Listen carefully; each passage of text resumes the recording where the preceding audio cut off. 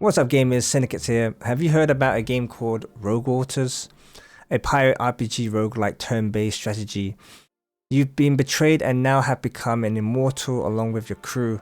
Glass-like material has started forming out of the sea and your former comrade has turned cold. You set sail out to seek your revenge with newfound powers over the creatures of the deep and to become stronger with every death. Majority of the game you start by choosing a path. You can also change the difficulty if you feel it's too easy. It will give you more rewards. Then you choose story or raid, which means you either progress through the story or you just do a random run for the resource and experience. You begin from A in the path you have chosen and you must choose a new path, B, C or D, and that will either be a random event or which goes through text describing what you've stumbled across and you must decide on a choice. Another might be a place for respite, another could be a shop, but most of the time it's going to be combat.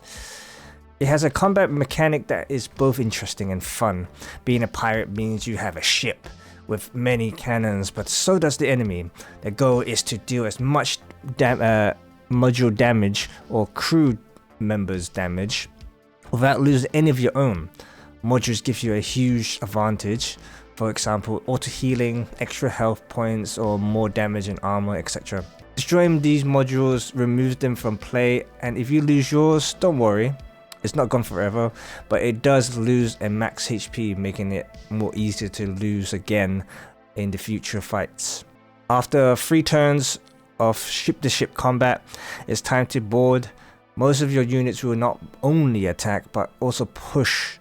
If you push the target into a wall, the target takes extra damage. However, if you push into another target, they will take damage, creating this chain reaction, allowing you to clean the board with one round action, which I find very satisfying. The combat feels like a big puzzle, placing your units in the right position to deal the massive outcome of damage.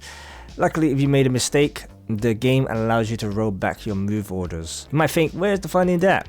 If I can just easily rewind and get the best outcome. Well, the game can get brutally hard and most of the difficulty comes from the modules. If you weren't able to destroy them, disadvantage will stack against you very quickly. You might think one armor might not mean much, but it is actually very powerful. Since early in the game, everybody mostly just do 1 damage if the target is not pushed into a wall, meaning your damage will be negated 100%. You can only use 4 units during a fight, but any reserves can be called upon as reinforcement when you lose units. Those who fall will only lose max HP. At the start you will perish a lot, and it's okay. Weapons, gold and ship parts will be removed whether you succeed or not anyway, and you'll be brought back to your hub with all the plundered chests. When you do succeed, everything you had will be converted into glass and XP.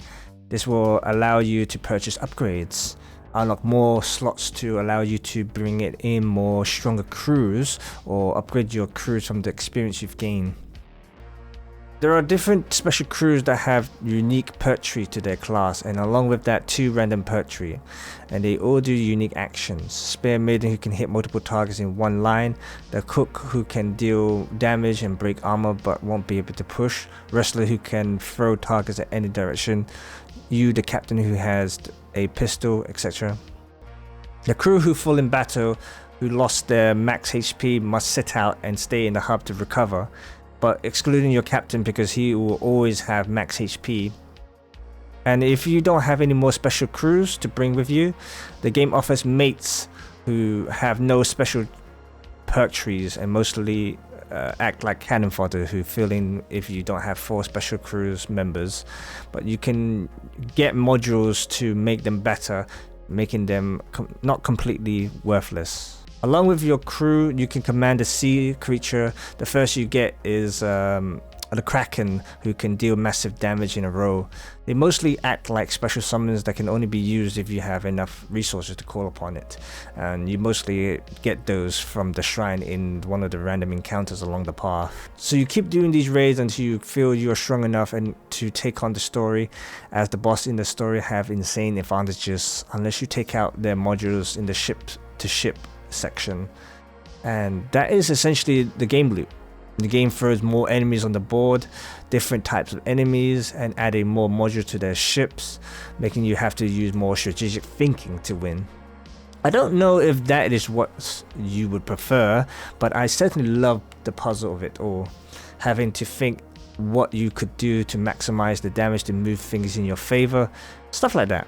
The story setting and how we get the power of immortality and everything else is pretty weak, very cliche writing and somewhat not very interesting. Some of the text in the random event encounters are somewhat interesting for the first time, but then they get boring, and I started skipping them once I've seen them for the 10th time. The rewards you get on them are somewhat static. If you remember what you got for option B, you will get exact same thing when you get the same event again without fail. There is hardly RNG involved in those decisions, but you will get some decisions that are like 50-50. It might not be all bad, but it is certainly easier. When I first started the game, I was disappointed to find out it was roguelike and not a full RPG adventure, manually controlling a ship to travel and explore islands, plundering factions, making enemies or befriending them and find hidden ruins or lost civilization. It would have been cool, but what we got is an alright game, I would say. I enjoyed the ship-to-ship and boarding combat a lot. The game feels very fast paced. Once you've read everything, you can just skip most of it, or after that, some of the dialogue is voiced pretty good in my opinion. Back from the dead. Dead for years, and you tell me to take it easy. Stow that. I'll show you what this foul eye can do. Speaking of, here, take this eye patch, lad. Your ugly mug is scaring the mates. And now, the hat. There. You look like a true captain. I don't need you fretting over me like me mum. Oh, how sweet.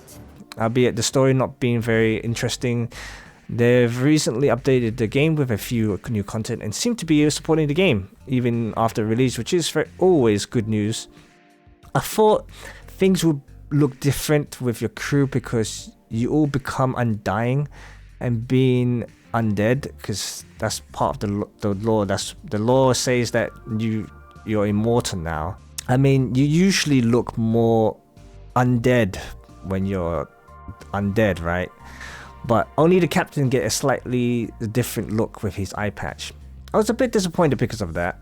I wanted to be the terrifying skeleton pirates of the 7 seas, or allow us to choose different skins, be tentacle growth squid monsters or something like that. Oh well. Overall, the game, in my opinion, is a 7, and that's an okay roguelike game mark from me. What do you think of the game? Is this something you might be interested in, or do you have the game and are you enjoying it? Leave a comment, let me know, and give the video a like if you enjoyed it.